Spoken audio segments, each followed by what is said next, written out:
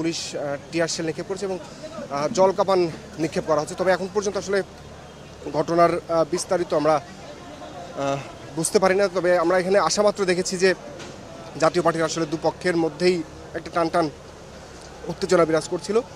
তো এখানে আসলে পরিস্থিতি নিয়ন্ত্রণে পুলিশকে আমরা দেখেছি তাদেরকে ছত্রভঙ্গ করতে গেলে সেখানে ককটেলের বিস্ফোরণ ঘটে এবং এর পরবর্তীতে জাতীয় পার্টির নেতারা আসলে যে মঞ্চটি রয়েছে সেই মঞ্চের পেছনের দিকে তারা অবস্থান করছে এবং আইনশৃঙ্খলা রক্ষাকারী বাহিনীর সদস্য যেই থানাটি রয়েছে সেখানে তারা অবস্থান করছে।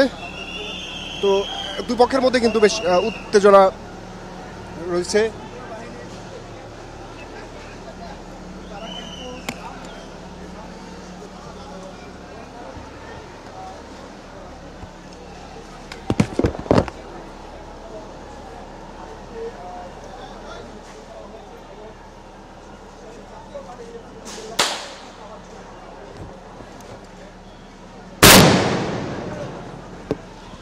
দর্শক, জাতীয় পার্টির নেতারা কিন্তু ইট পাটকেল নিক্ষেপ করছেন এবং এখান থেকে আমরা পুলিশকে দেখছি সাউন্ড গ্রেনেড নিক্ষেপ করে তাদেরকে যাতে পেছনে চলে যায় সেই আহ্বান তারা যাচ্ছে এবং এখানে একটি জল কামান প্রস্তুত রয়েছে জাতীয় পার্টির।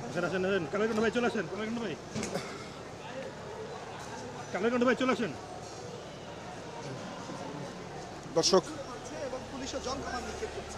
তাদের যেই সমাবেশটি চলমান অবস্থায় এখানে জাতীয় পার্টির নেতাকর্মীরা পুলিশকে লক্ষ্য করে সুমন ভাই পিছনে আসেন, সুমন ভাই পিছনে আসেন, সুমন ভাই ইট পারতেছে, পিছনে আসেন সুমন ভাই।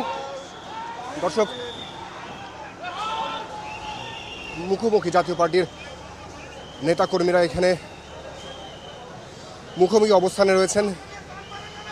পিছনে আইনশৃঙ্খলা রক্ষাকারী বাহিনীর সদস্য এবং সামনে জাতীয় পার্টির যে কর্মী সমাবেশটি। এই আজকের সমাবেশ ঘিরে কিন্তু আমরা দেখেছি এখানে এনসিপি এবং গণ অধিকার পরিষদের পক্ষ থেকে আসলে বারবার দাবি করা হচ্ছিল যে এখানে যেই জাতীয় পার্টির সমাবেশটি এখানে তারা একটি পরিস্থিতি ঘোলাটে করার জন্যই এখানে তারা নিষিদ্ধ সংগঠন যেই ছাত্রলীগ এবং যুবলীগের যে সমস্ত ক্যাডাররা রয়েছেন তারা কিন্তু একটি সমস্যা তৈরি করতে পারে এই ধরনের কথা কিন্তু তারা বলেছিল।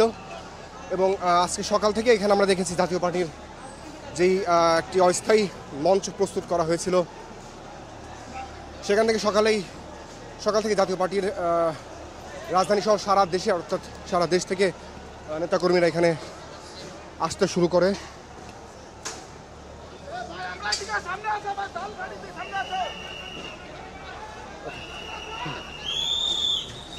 দর্শক,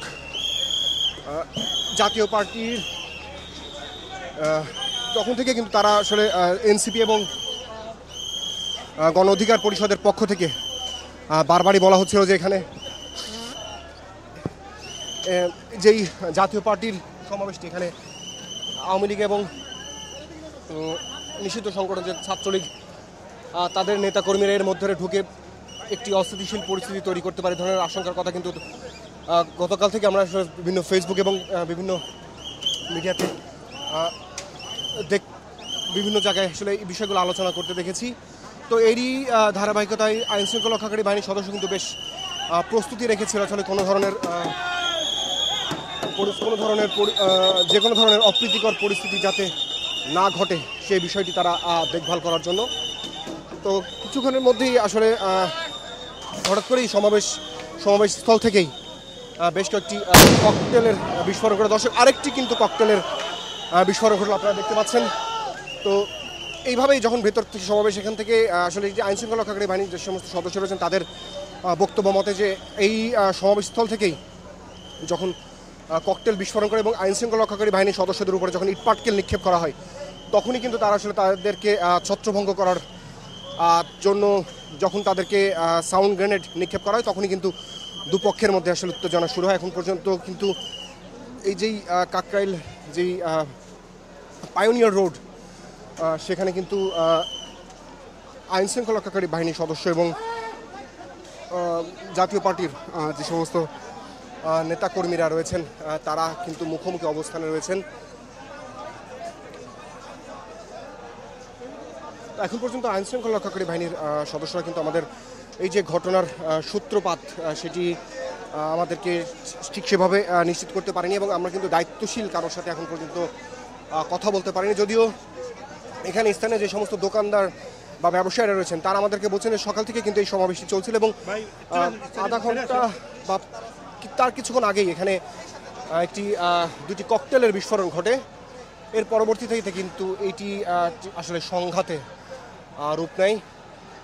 এখন পর্যন্ত কিন্তু অবস্থান দুই পক্ষই মুখোমুখি অবস্থানে রয়েছে, এবং আশেপাশে যে ব্যবসা প্রতিষ্ঠানগুলো রয়েছে সেগুলো কিন্তু বন্ধ করে ফেলা হচ্ছে।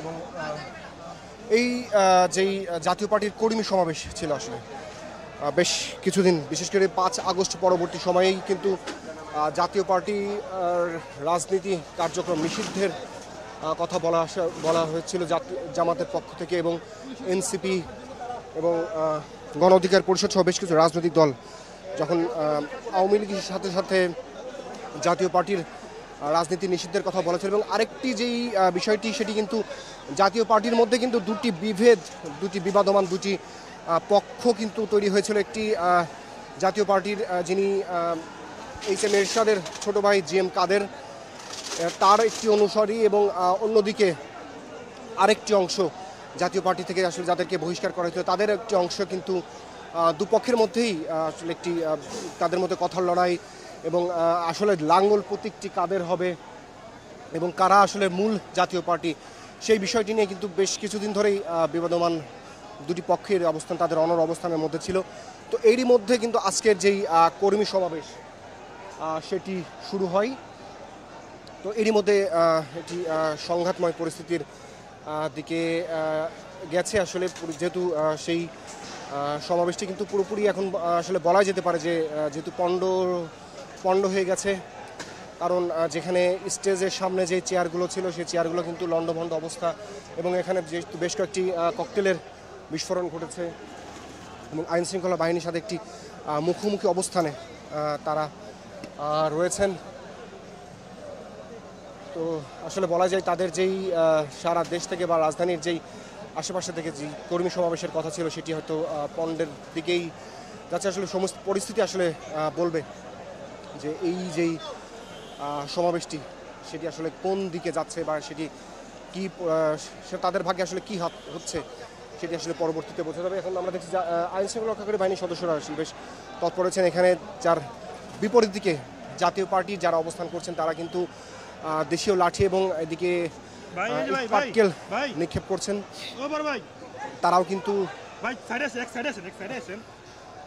তারাও কিন্তু বেশ অনেকটা উচ্ছৃঙ্খল অবস্থার মধ্যে রয়েছে। তারা কিন্তু পুলিশের দিকে ইট পাটকেল নিক্ষেপ করছেন, এবং বিপরীত দিকে পুলিশও কিন্তু যাচ্ছে যে এখানে যেই সমাবেশটি, যেহেতু এখান থেকে 2 থেকে 3টি ককটেলের বিস্ফোরণ ঘটেছে, এবং সেটা যদি আরও বড় পরিস্থিতি তৈরি না হয়, কোনো ধরনের পরিস্থিতি উদ্ভব না হয়, সেই বিষয়টি আসলে তারাও চাচ্ছেন যে এই জাতীয় পার্টির যে সমস্ত নেতাকর্মীরা রয়েছেন বা যারা আসলে বিভিন্ন জায়গা থেকে এখানে জড়ো হয়েছেন তারা যাতে এখান থেকে তাদেরকে সরিয়ে দেওয়া যায় সেই বিষয়টি নিয়েই হয়তো এখানে আইনশৃঙ্খলা রক্ষাকারী বাহিনীর সদস্যরা যারা রয়েছেন তারা কিন্তু কথাবার্তা বলছেন। পক্ষান্তরে এর বিপরীত দিকে কিন্তু আমরা দেখছি জাতীয় পার্টির নেতাকর্মী তাদের যেই সভা মঞ্চটি করা হয়েছিল সেখানে তারা দাঁড়িয়ে তাদের পক্ষে স্লোগান দিচ্ছেন, এবং এখন কিন্তু ইট পাটকেল নিক্ষেপের মতো পরিস্থিতি নেই, তারা কিন্তু তাদের মতো করে স্লোগান দিচ্ছেন, এবং ঠিক বিপরীত দিকে আইনশৃঙ্খলা রক্ষাকারী বাহিনীর সদস্যরা মোতায়েন রয়েছেন। আসলে পরিস্থিতি আসলে কোন দিকে যায় সেটা আসলে সময় বলে দেবে। তো দর্শক, যেটি বলছিলাম যে জাতীয় পার্টির রাজনীতি নিষিদ্ধ দাবিতে বেশ কিছুদিন ধরেই কিন্তু রাজনৈতিক দলগুলো একটি সরব অবস্থান ছিল, তারা কিন্তু মিছিল সমাবেশ করেছে। এবং সর্বশেষ যে ঘটনাটি এখানে গণ অধিকার পরিষদের যিনি প্রধান নুরুল হক নূর, তিনি ছাড়াও বেশ কয়েকজন নেতাকর্মী কিন্তু এই একই দাবিতে তারা যখন একটি সমাবেশ করেছিল সেখানে তারা আহত হয়েছিলেন। এরপর থেকে কিন্তু এই যেই জাতীয় পার্টি নিষিদ্ধের দাবি সেটি কিন্তু আরও বেশি করে উচ্চারিত হচ্ছিল। তো এরই মধ্যে সামাজিক যোগাযোগ মাধ্যমেও কিন্তু এই বিষয়গুলো নিয়ে বারবার তারা আলোচনা করছিলেন, যে কারণ আওয়ামী লীগ গত বছরের 5 আগস্ট যখন আওয়ামী লীগকে বিতাড়িত করা হয় গণ অভ্যুত্থানের মধ্য দিয়ে, ঠিক একই অভিযোগে আসলে জাতীয় পার্টিকেও তারা অভিযুক্ত করেছিল। কারণ তাদের মতে জাতীয় পার্টি যদি 3টি নির্বাচনে আওয়ামী লীগকে সহায়তা না করতো, তারা কিন্তু এই যে ফ্যাসিবাদ এবং 15 বছর ধরে তারা যে জগদ্দল পাথর একটি মূর্তি হয়ে মানুষের মধ্যে মানুষের বিরুদ্ধে যে অবস্থান করেছিলেন সেটি আসলে করতে পারতো না। যেই কারণে আসলে জাতীয় পার্টিকে তারা কিন্তু সমানভাবে দায়ী করে এসেছিল। শুধুমাত্র জাতীয় পার্টি না, এখানে জাসদ